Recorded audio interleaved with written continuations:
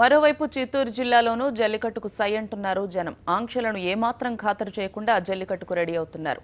చంద్రగిరి మండలం పుల్లయ్యగారిపల్లెలో మా కరెస్పాండెంట్ మధు రెడీగా ఉన్నారు. ఆయన అడిగి మరిన్ని వివరాలు తెలుసుకుందాం. మధు, చెప్పండి, చిత్తూరు జిల్లాలో ఎక్కడెక్కడ జల్లికట్టు జరుగుతోంది?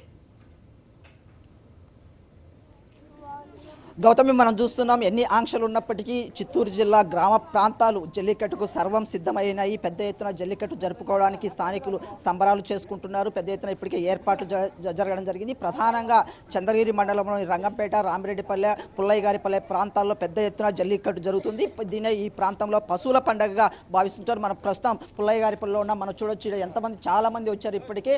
మరి కొద్దిసేపట్లో పెద్ద ఎత్తున ఇక్కడ పశువుల పండుగ జరుగుతుంది. ఈ ప్రాంతంలో జరిగే ఏదైతే జల్లికట్టును పశువుల పండుగ భావిస్తారు. ఎందుకంటే తరతరాలుగా వస్తున్నటువంటి సాంప్రదాయాన్ని కొనసాగిస్తామనేసి స్పష్టం చేస్తున్నారు.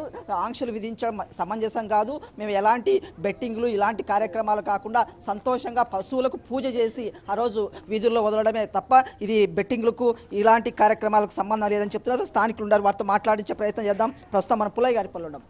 ఎంతకాలం నుంచి ఈ పశువుల పండుగ జరుపుకుంటున్నారు? దీన్ని జల్లికట్టు అంటున్నారు. ఒకవైపు సుప్రీంకోర్టు ఆంక్షలు విధిస్తోంది కదా. మేము చాలా కాలంగా, మా తాతల ముత్తాతల కాలం నుంచి జరుపుకుంటున్నాము. అదేవిధంగా ఇప్పుడు మేము కూడా ఈ సంవత్సరం పొడుక్కు అడవిలోనే ఉంటాయి ఆవులు. ఇప్పుడు ఒక్కరోజు ఈ గ్రామంలోకి తోలుకొని వచ్చి వాటి సంతోషపరిచి నలుగురిలో 10 మందిని చూసేటట్టుగా వాటికి వదులుతున్నాం.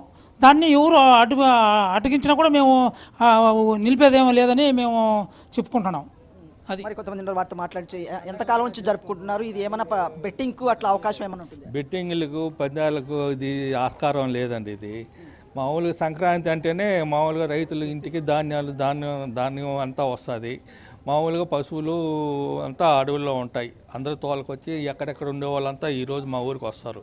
మా ఊరు విలేజ్లో ఉండే వాళ్ళంతా, బయట ఎక్కడ ఉండే వాళ్ళంతా ఈ సంవత్సరానికి ఒకసారి వస్తారు.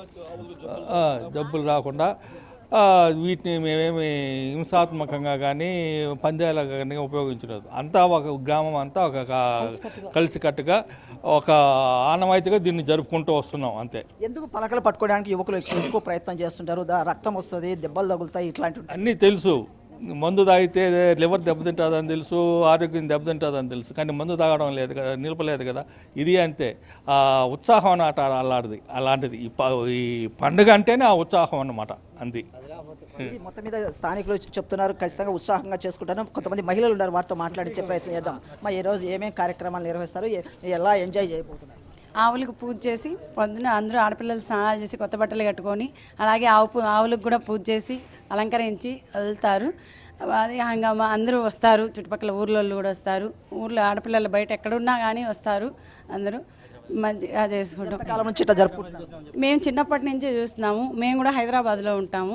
మేము 2 నెలల ముందే టికెట్లు బుక్ చేసుకున్నాం. మళ్ళీ టికెట్లు దొరకవనేసి